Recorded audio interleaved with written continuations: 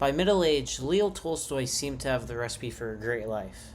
He had earned his place in Russian society as an established author, he had raised a large family, and he had created several accomplished schools across Russia. Nevertheless, through all of life's stages, he found himself lacking any clear purpose to his existence. And this culminated in My Confession, a work of brutal emotional honesty where he chronicles his tireless work to find this meaning, as well as the disappointment and bouts of depression he experienced along the way. From his upbringing as a young boy, Tolstoy found himself to be living in a society where many people claimed to be Christian, but rarely acted on their religion's principles.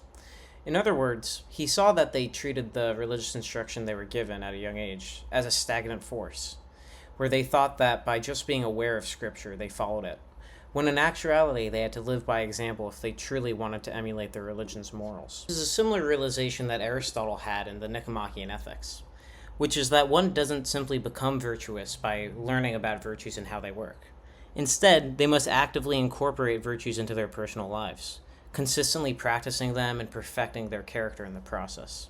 In everyday life, Tolstoy actually found that the values that got promoted by Christians were those that went against Christian doctrine, namely in how youth were encouraged to lead life by their personal desires, especially ones concerning their selfishness and their pride. Raised by these very self-centered teachings, Tolstoy joins a collective of artists in St. Petersburg as a young man, and together the group feel that they can serve as a social foundation in Russia. Rather than feeling that the issues of the day can be solved by religion, science, or philosophy, these artists think that their art alone can be a new and innovative guiding force for people. Naturally, this alliance is short-lived, and Tolstoy leaves the group after seeing how much the artists around him live abject and terrible lives.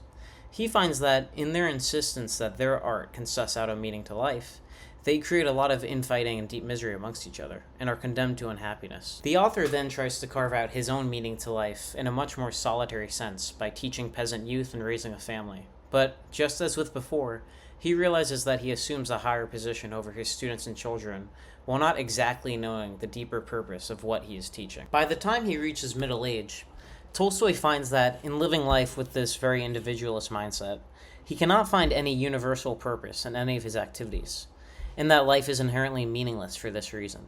He likens himself to a traveler in an old Eastern fable, who hides in a well away from a beast that is trying to devour him, only to find a dragon rising up from the well that wants to eat him too.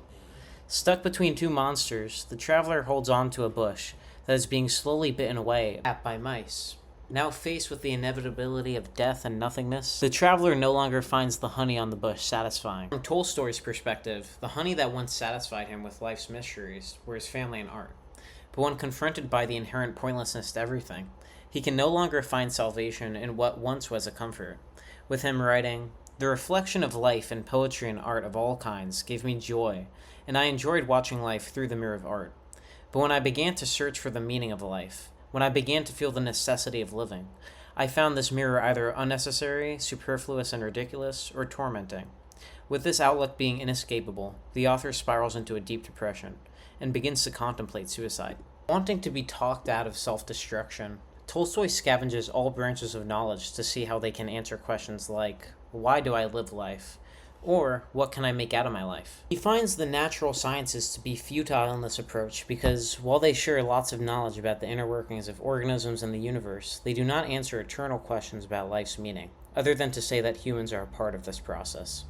This ties into a wider dissatisfaction with materialism, a philosophy often paired with modern science that says that the driving force of reality is physical matter rather than mental ideas. The main issue with this philosophy is that finding meaning in an object by deconstructing it for its physical parts can just plainly be insufficient a lot of the time. For example, if I were to describe a particular person's entire being as simply the final product of working organs and bones, that would technically be correct, but it would also ignore a lot of the less tangible qualities that make that person memorable. Tolstoy explains this issue with the sciences more eloquently, stating, "When I put my questions to one branch of human knowledge, I received a countless number of precise answers to things I had not asked.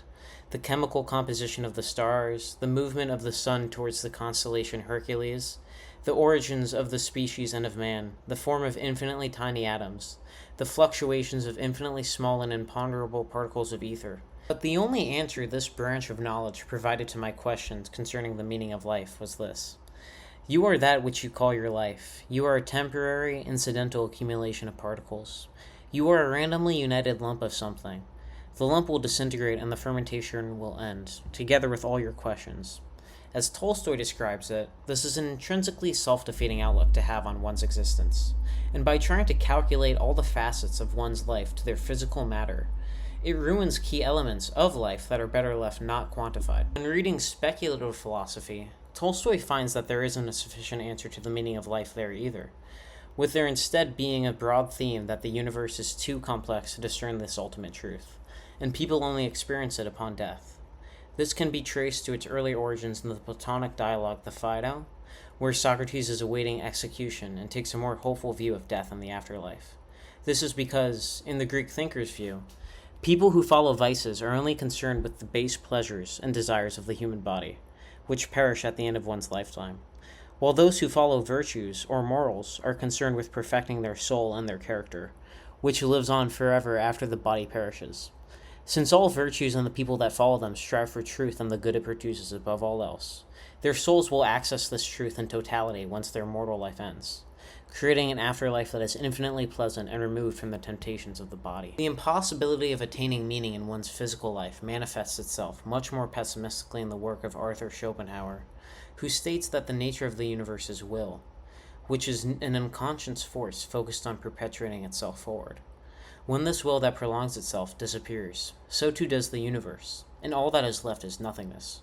Since nothingness is the absence of the universe affirming its existence, humans are motivated by an inexplicable will, much like all other objects, to continue their existence and fight back against nothingness, with there being no inherent purpose in living for this reason. A similar take on life's mysteries can be found in the Judeo-Christian tradition as well, with the book of Ecclesiastes, where King Solomon reflects on the riches he has earned in life, as seen with his large palace and many wives, and regards it as ultimately worthless and deeply in vain, since these are human acts that try to establish permanence on earth, when in reality all of these life works will be ultimately undone by death. He comes to the conclusion, in his own words, that all is vanity. What profit hath a man of his labor, which he taketh under the sun? One generation passeth away, and another generation cometh, but the earth abideth forever. I have seen all the works done under the sun, and, behold, all is vanity and vexation of the spirit. He decides that the only way to gain ultimate worth in life is to follow God's teaching, which naturally is only completed after death. This same idea takes on an Eastern form as well, with the Buddha's backstory as the Prince Saki Muni, a royal figure who is blissfully ignorant of life's challenges, until he sees an old man, a sick man, and a dead man during his carriage ride in town. Forced to reckon with the inevitability of their conditions, he comes to a core tenet of Buddhism, which is that life is suffering, and that in order to find salvation, one must free themselves from life. Feeling lost with all of these philosophies and the sciences, Tolstoy observes how people around him, both rich and poor, handle life's apparent meaninglessness, and decides that there are 4 coping mechanisms: to live in ignorance of it, which one cannot do when they are aware of its meaninglessness; to be aware of the pointlessness, but still enjoying life's pleasures, although this can only be achieved by a select group of people who can afford this lifestyle; suicide, which he concedes is logically consistent in destroying a senseless life, but he himself is too cowardly to do it; and simply living in spite of it all. The author comes to realize that, even though rational thought will come to the conclusion that physical life amounts to nothingness, that nothingness acts as more of an identity that equals itself, rather than as a straight answer to questions like, why do I live, or what can I make of life? Because of this fact, finding these answers to life's purpose is naturally going to be outside the realm of human comprehension. With this in mind, Tolstoy decides to follow faith that is inherently irrational, finding meaning in following God and in connecting the finite world to the infinite possibilities of an afterlife, even though these things cannot be proven. He models this thinking from observing the life of the Russian serfs, who accept death and suffering as realities of living while never questioning their faith. By doing this, they appear from this simple mindset to be happier than the wealthy and the educated, who fear death the more they investigate their faith. In his writing, Tolstoy recognizes that the simple, uneducated working people, whom we refer to as the herd, fulfill the will of their narrator without ever reproaching him. But we, the wise, eat the master's food without doing what he asks of us. And then we think it over and decide that either the master is stupid, or that he does not exist, and that we are the only intelligent ones. The only thing is, we feel that we are no good for anything and that we must escape from ourselves. God comes to Tolstoy in this way as less of a tangible figure and more as a will to live that appears in sudden, emotional moments, with the author feeling himself be reborn into leading a more positive life when following his faith and being talked out of suicide because of it. In order to act in line with the peasants he admires, Tolstoy's faith includes universal principles of humility, accepting others, and loving all those he comes across, including people he disagrees with. These are qualities that are regenerative in character, with both love creating more of itself in existence alone, and humility creating deeper fulfillment in Tolstoy surrendering himself to these forces. This faith that Tolstoy feels is too vague to subscribe to any one denomination or religion, since he understands that the sectarianism and warfare these divisions cause is not in line with the core principle of universal love. Rather, Tolstoy's faith is a purposefully primitive one, taking the universal doctrine of humble living and faith in God alone as salvation, while understanding and finding satisfaction in the fact that there are no answers to finding an objective purpose from any human work. What's admirable about My Confession is the determination that Tolstoy has to create a faith that is as optimal as possible when it comes to fears around death or meaninglessness. From careful thinking, he understands that if one tried to use rational thought to the best of their abilities to deconstruct life for any tangible meaning, then they would naturally come up short, and the only logical resolution to this would be self-destruction. Still, he also senses that, even though the solution may technically be in line with human reason, it hurts and goes against our irrational emotions to keep on prevailing, even in the most dire of physical or mental conditions. Because of this, Tolstoy chooses to live by a faith that is purposefully incomplete, with God being less of an exact being and more of a will to live a positive life that has a vague sense of purpose. This meaning of life is outside of our comprehension, since it comes from an omniscient creator. And so, all that can be attained from it are aspects of simple living, being kind to others, and importantly, not questioning life's secrets too seriously.